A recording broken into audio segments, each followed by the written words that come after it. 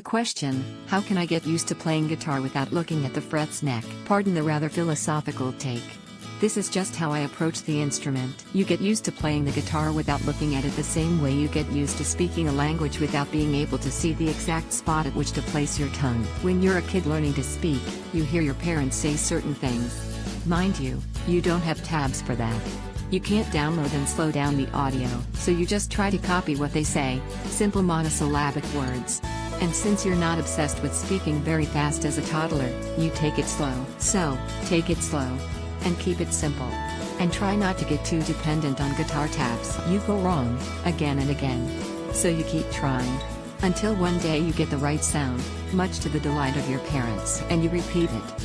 Again and again. Your brain starts relating syllables to exactly where you place your tongue, the shape of your mouth, etc. This builds muscle memory. Your tongue just knows where to go without your having to consciously think about it. So do your fingers. In fact, I've seen people like Paul Gilbert and John Petrucci mess up when they slow down a guitar part.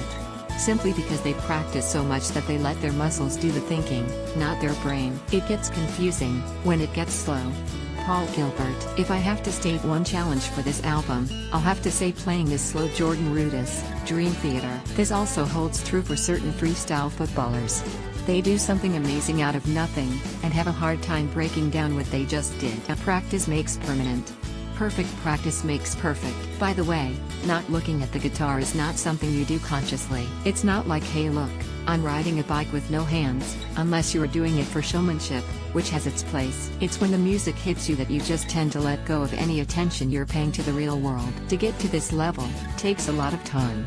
Believe me, long enough for most people to quit. If only they'd stick around longer, they'd see what lies beyond. You've learned a language with countless words and have formed a humongous amount of sentences with them over the course of your life. A guitar is just 24 times 6 notes. So don't concentrate on not looking at the fretboard.